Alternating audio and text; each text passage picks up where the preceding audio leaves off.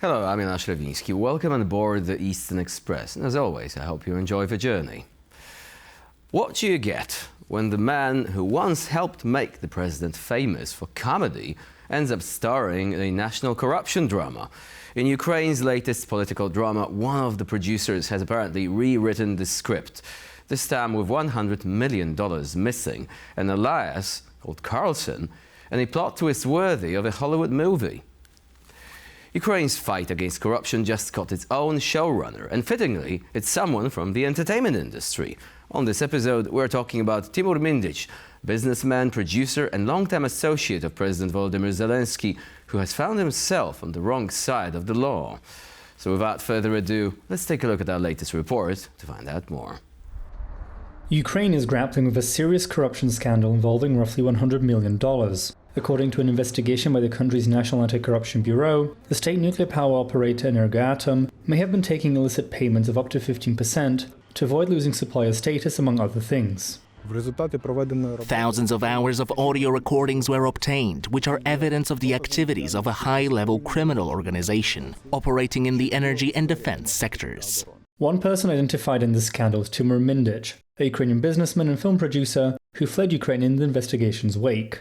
Most notably, he used to be a close colleague and associate of President Zelensky. In addition to having a personal relationship with the president in the past, he is also the co-owner of Zelensky's Kvartal 95 production company. The president, for his part, has been so far supportive of the investigation into the state energy sector. Effective action against corruption is very necessary. The inevitability of punishment is necessary. Energoatom provides Ukraine with the largest share of energy generation now. Cleanliness in the company is a priority. Zelensky is most likely very wary of saying anything that could spark public outrage. Merely a few months ago, his government came under fire for trying to strip Ukraine's anti-corruption agencies of their independence. It was the first time since the start of the war that Ukraine's public took to the streets to protest the decision. The legislation was also condemned by Kiev's Western allies. And now we're zoning in on the East-splaining portion of our show. President Volodymyr Zelensky is well known for his past as an actor and comedian. One of the most notable fragments of his legacy is the Kvartal 95 production company.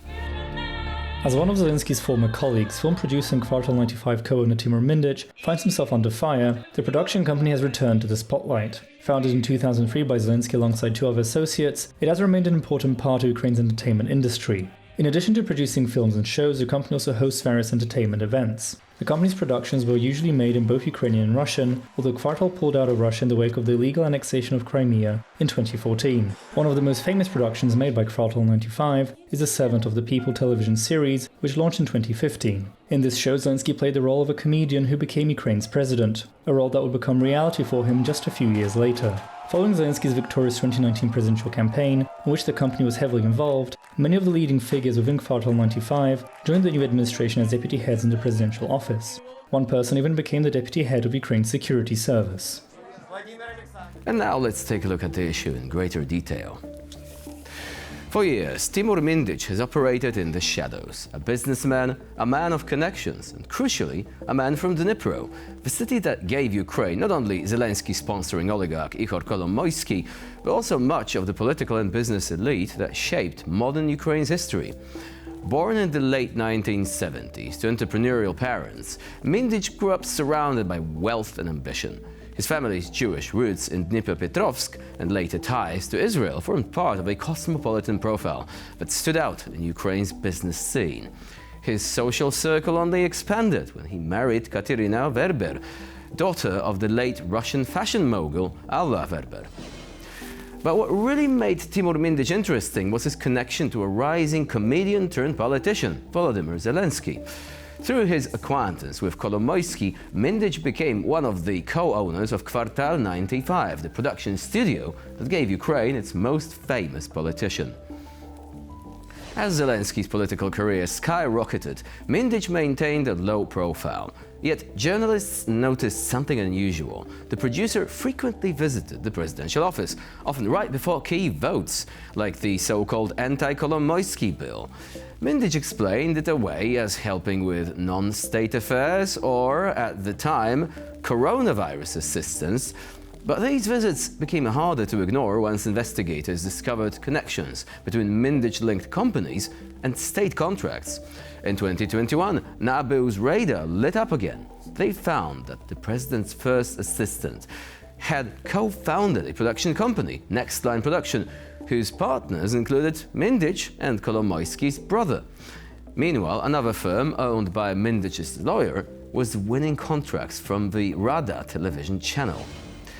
Each link looked innocuous alone, but together they formed a web of influence reaching from film studios to the highest corridors of power. And that brings us to the latest chapter.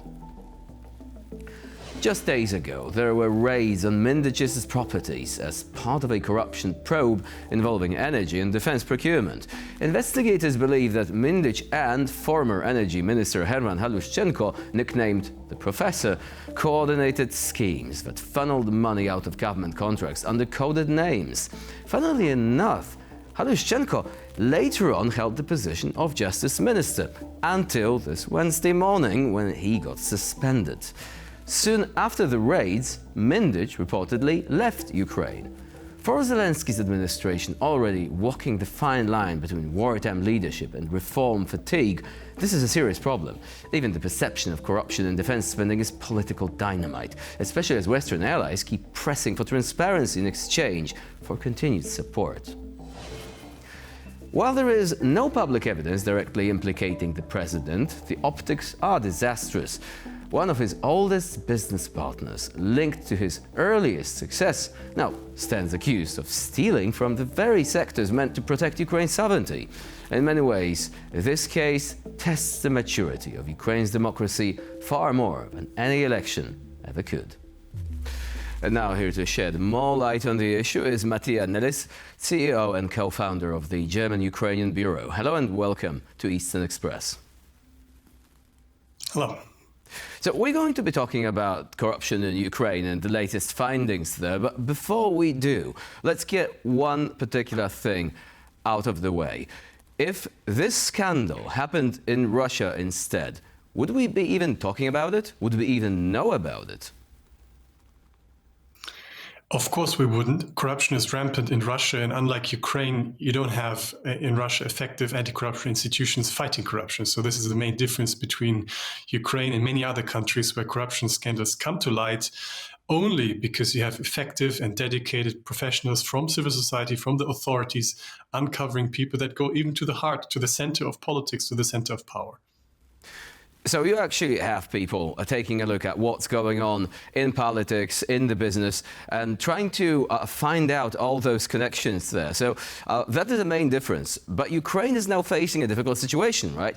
Because this situation, whatever actually it ends up with, whether there are convictions or not, this really does show Ukraine in a bad light, especially to Western partners. Do you think that this might be a problem in the long run as well? First of all, it's worth emphasizing the difficult situation Ukraine finds itself in, right? Russia is on the front foot. It's about to capture strategically or important cities in the east. Russia is pounding this country's electricity grid. I just returned from Kiev days ago, and I've experienced up to 18 hours long blackouts, and parts of the countries don't have heating. So this is the context in which these corruption investigations and revelations take place, and this is why they are so serious, both for international partners, but also the Ukrainian society. So if they are not addressed properly, and I don't mean convictions, but a structural engagement to kind of close these corruption schemes overall, then this can be a make or break moment for Zelensky's presidency.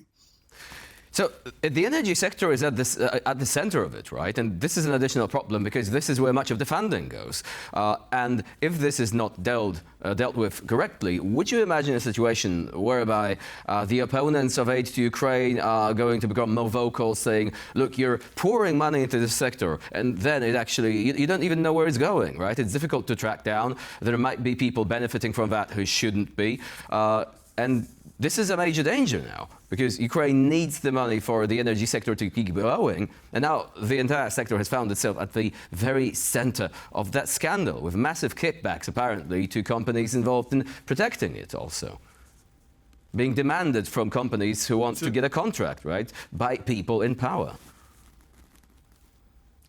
Absolutely. It's a very sensitive moment, and Ukrainians are showing that they are, on the one hand, not surprised by corruption in the energy sphere. Everyone has expected it to a certain extent. You have checks and balances in place, but even they in wartime cannot cover everything. But what people are shocked by is the audacity of the schemes, of the kickback schemes, 10 to 15% allegedly being stolen from nearly all contracts in the energy sphere related to certain key state-owned enterprises, which are also responsible for energy infrastructure protection in light of the Russian strikes. So the audacity is what shocked the Ukrainians, and this is why they demand a real course correction by the political leadership. And if that's not happening, that really erodes trust by the population at large and international partners. So the energy sphere is now in the spotlight, but this requires real significant course correction. So the man at the center of it all, Mr. Timur Mindich, who apparently has escaped before a raid could be carried out, he really is putting Ukraine in a bad light right now, isn't he? Timur Mindich is one of the suspects in this scheme by the anti-corruption institutions. He's allegedly the kingpin in this scheme. And the problem for Zelensky, the political leadership, is that he was part of the inner circle. He's a longtime friend, an ally of the president. He co-founded his production studios within Kvartal 95. And now the Zelensky has to do a heavy lift. He has to not only distance himself from his really close friend, but allow the anti-corruption institutions to prosecute people who until moments ago belonged to his inner circle. And if he fails to do that, properly, that will have significant impacts for him politically, domestically, and internationally. So can he still distance himself? I mean, we've got information, and this information is coming from Ukrainian sources, Ukrainian outlets, so it's not like it was planted by the Russian intelligence, not likely. We have the Kiev Independent with a very extensive investigation into all those schemes. And it's not like he's just, the former friend, former associate of the president. Apparently, even after President Zelensky became president, they still maintained contact. The president apparently was seen partying at one point at Mr. Mindich's apartment. So these contacts, if we are to believe the reports from the press, they didn't cease completely. And moreover, you also have people who are apparently involved in that, who are named as protégés of Mr. Mindich. Those people include the current Minister of Justice, former Minister of Energy. I mean, this is as high as it goes, isn't it?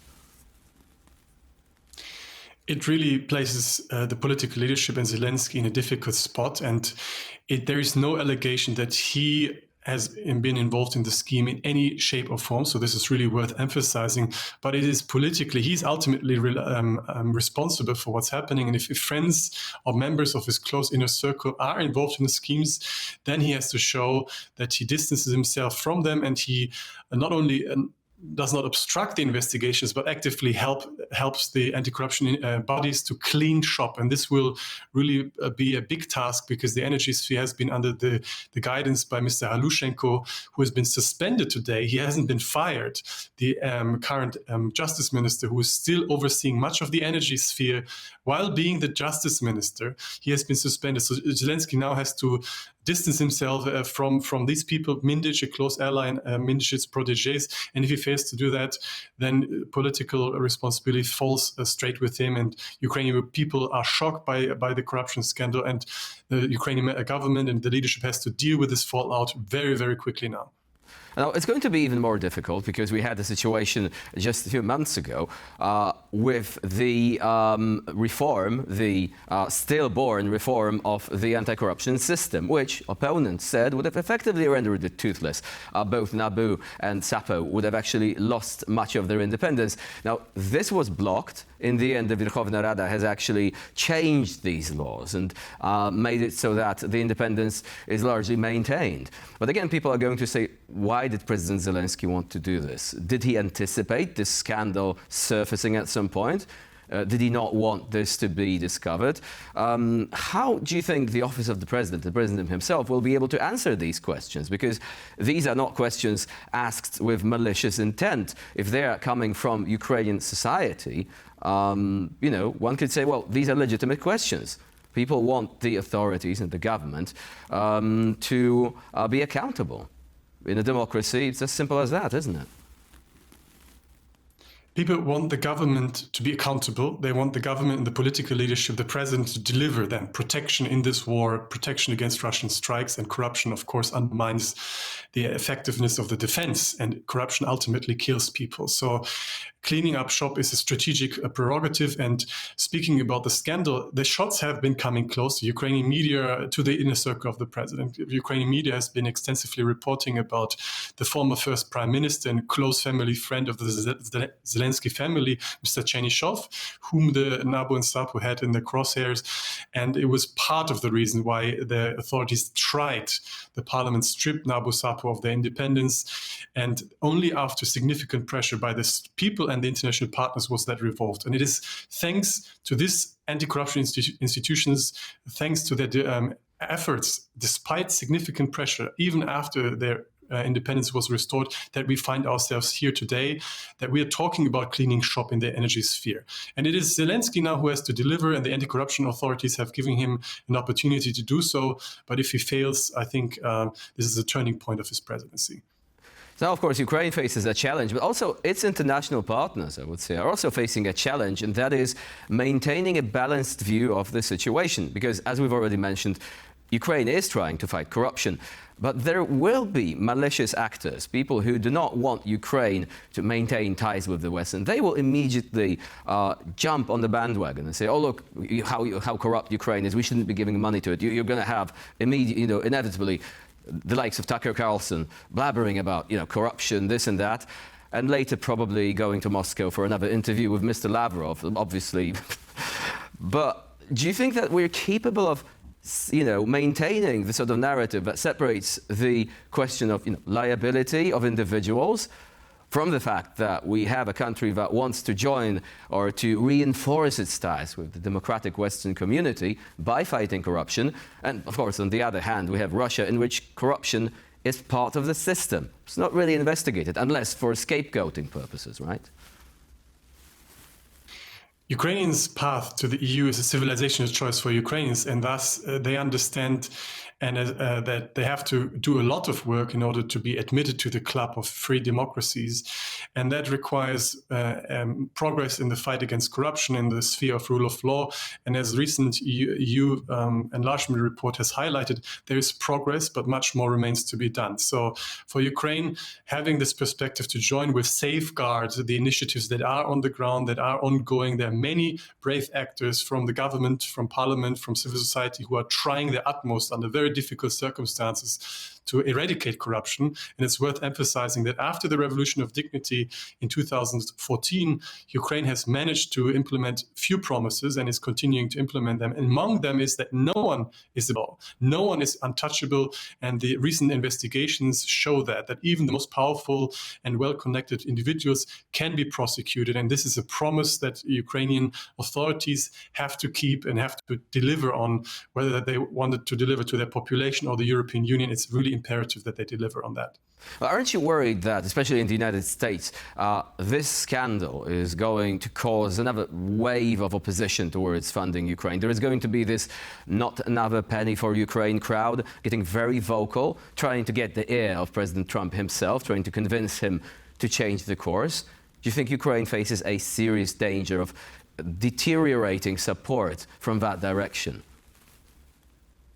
Corruption scandals and political scandals connected to that, of course, undermine Western cohesion and especially European cohesion. The US is out of the picture. It's not providing any cent to the Ukrainians these days. They are selling arms, and it is in our strategic interest that the US continues to sell arms. And it is in our strategic interest of the Europeans to continue supporting Ukraine. We can discuss additional levels of scrutiny to ensure that there is no kickbacks in any of our European money that flows to Ukraine. And that is important, but is in no way should be used as an argument to undermine support for Ukraine, because energy, the continuous flow of energy and heating is in Poland's, in Germany's, in all of Europe's interest. Otherwise, people will flee Ukraine. Otherwise, Russia will succeed in making large parts of the country uninhabitable. And then we're speaking about millions of refugees coming to our European countries again. And this is what we need to prevent by supporting Ukraine. Corruption, the actors who will try to steal money in the process in Ukraine and elsewhere. And that is what we have to prevent. And we have the instruments to do so. We have actors in Ukraine who are trying to do that. And those we need to strengthen. And only then can Ukraine succeed. Mattia Nellis was our guest today here on TVP World. Thank you very much for joining us and for sharing your insight into the matter. And now we're moving on to the Eastern News Flash, a series of all the other stories from the East that you really don't want to miss. A London court has ordered 2 Ukrainian oligarchs to pay more than $3 billion in damages in a decades-long case. The decision marks a turning point in Ukraine's efforts to crack down on corruption. The 2 oligarchs in question are Ihor Kolomoisky and Hennady Boholyubov. The 2 men owned the Ukrainian Privat Bank before it was nationalized in 2016 after Ukrainian authorities discovered an over $5 billion hole in the bank's balance sheets. The scandal was staggering and posed a serious threat to the Ukrainian public itself, as close to 70% of Ukrainians use Privat Bank. Since then, the case has been seen as one of, if not the most important tests of Kyiv's commitment to not just anti-corruption measures, but also to institution-building efforts. The oligarchs have denied the charges but did not appear in any court at any stage over the almost decade-long proceedings. While the pair could appeal, it is currently seen as a very difficult undertaking for them. The Russian parliament has passed a bill which revives Soviet-era mandatory work placements for young doctors. This marks yet another return to Soviet policy by the Russian government. The new legislation entails that fresh medical school graduates will now have to work in government hospitals or clinics for up to 3 years to help fix Russia's shortage of doctors. These new rules harken back to the times of the Soviet Union, when graduates also had to work in public healthcare.